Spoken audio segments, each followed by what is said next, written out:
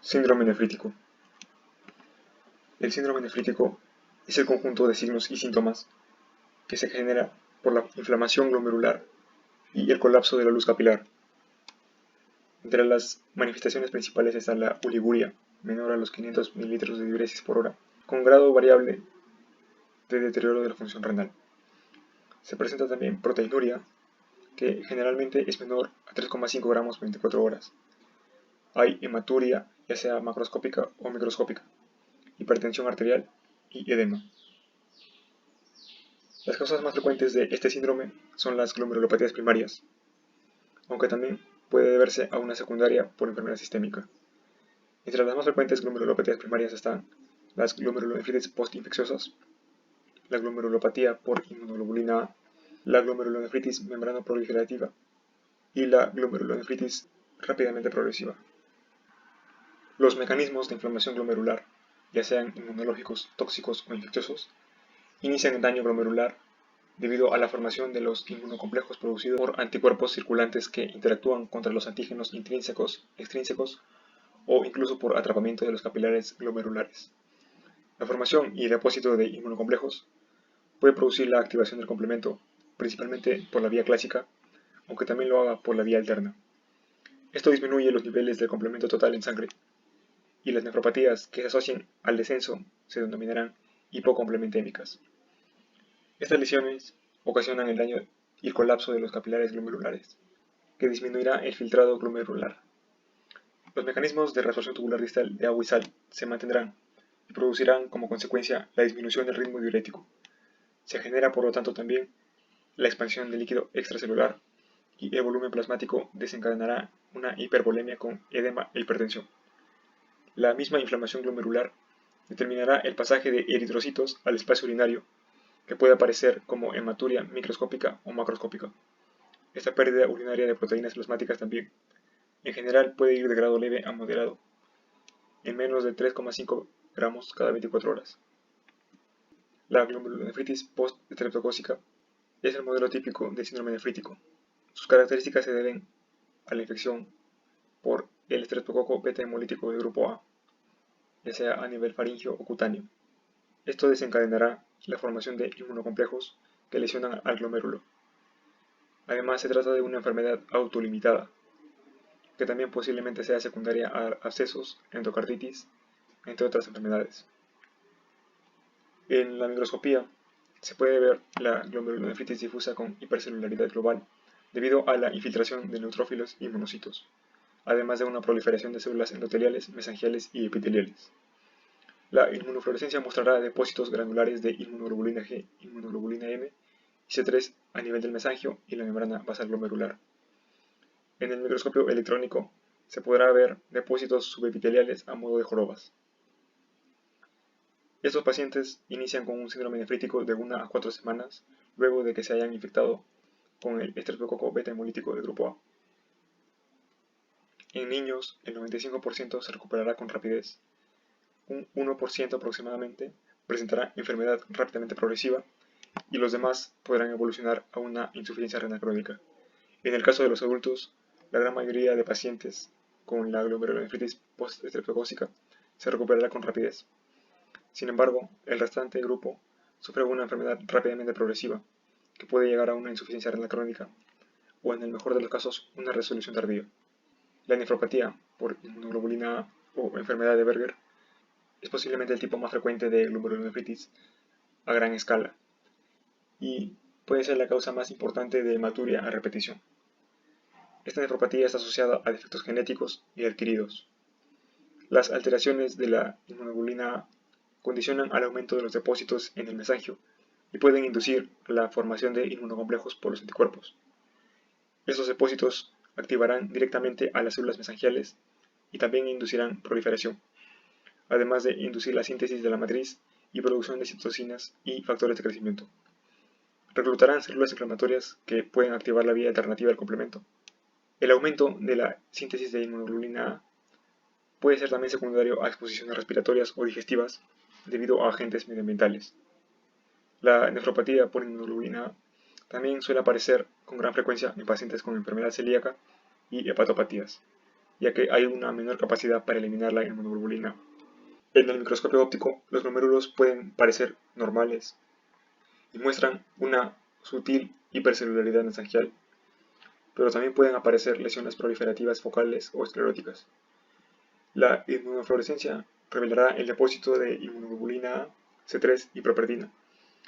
Y también en el microscopio electrónico se pueden ver depósitos electrodensos mesangiales. Los pacientes con esta enfermedad suelen consultar por hematuria macroscópica después de una infección respiratoria, digestiva o urinaria. La hematuria puede durar varios días, desaparecer y luego reaparecer. Se desarrolla una insuficiencia renal crónica en un 15 a un 40% de los casos en un periodo de 20 años. El diagnóstico por proteinuria intensa, hipertensión y presencia de semilunas y la esclerosis vascular pueden indicar un pronóstico muy malo. Glomerulonefritis membranoproliferativa. Esta glomerulonefritis representa al menos el 10% de los casos de síndrome nefrótico y puede ser idiopática o secundaria a algún trastorno o agente. La glomerulonefritis membranoproliferativa se clasifica en dos tipos. La tipo 1, que es la más frecuente, tiene como factor etiológico más probable una consecuencia de depósito de complejos de antígeno-anticuerpo con la activación del complemento. Los antígenos de estos complejos pueden aparecer después de una infección, como en las hepatitis, endocarditis, VIH y algunas enfermedades sistémicas como lupus y tumores malignos. En la mayor parte de estos casos se desconoce el origen. En la tipo 1 también puede estar asociada a la deficiencia de alfa-1 antitripsina o ser idiopática. En la tipo 2, que es la enfermedad con depósitos densos, se debe a la activación de la vía alternativa del complemento. La mayor parte de los pacientes presentan el factor nefrítico C3 sérico y autoanticuerpo frente a la C3 convertasa, que estabilizará la actividad de la sustancia. En la tipo 1, el microscopio revelará engrosamiento de las asas capilares y la proliferación de las células glomerulares. Los glomérulos también aparecen lobulados por la proliferación mesangial. Las paredes capilares suelen tener un aspecto de doble contorno por la interposición de elementos celulares, esto entre las membranas basales capilares reduplicadas. Acá también, en la microscopía electrónica, se caracteriza por los depósitos electrodensos subendoteliales, y en la inmunofluorescencia se pueden reconocer depósitos granulares de inmunoglobulina G, C3, C1Q y C4. En la tipo 2 se puede ver con microscopio óptico desde una proliferación mesangial hasta una inflamación con semilunas. Pero la característica definitiva es el depósito electrodenso de material desconocido en la membrana basal glomerular. También se pueden identificar inmunofluorescencia positiva y regular para la C3 a nivel glomerular fuera de los depósitos densos. Los pacientes inician en su adolescencia o en su edad adulta con un síndrome nefrótico, que suele estar asociado a hematuria. Aunque los corticoides retrasen un poco su progresión, aproximadamente la mitad de los pacientes presentan insuficiencia renal crónica en los siguientes 10 años, y se describe una elevada frecuencia de recaídas en las personas trasplantadas, especialmente en aquellos que tienen la enfermedad tipo 2. La glomerulonefritis rápidamente progresiva con semilunas se caracteriza por el deterioro renal progresivo rápido y se divide en 3 grupos dependiendo de su hallazgo inmunológico.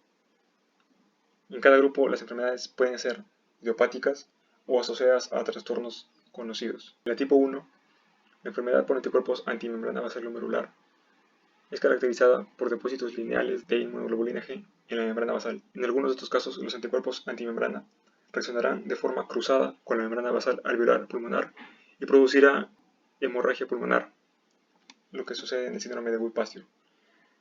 El motivo en el que se forman los anticuerpos se desconoce, pero en gran medida se debe a algunos haplotipos del antígeno leucocitario humano, que sugiere una predilección genética. Se han relacionado también exposición a disolventes o infecciones víricas como un posible factor iniciador.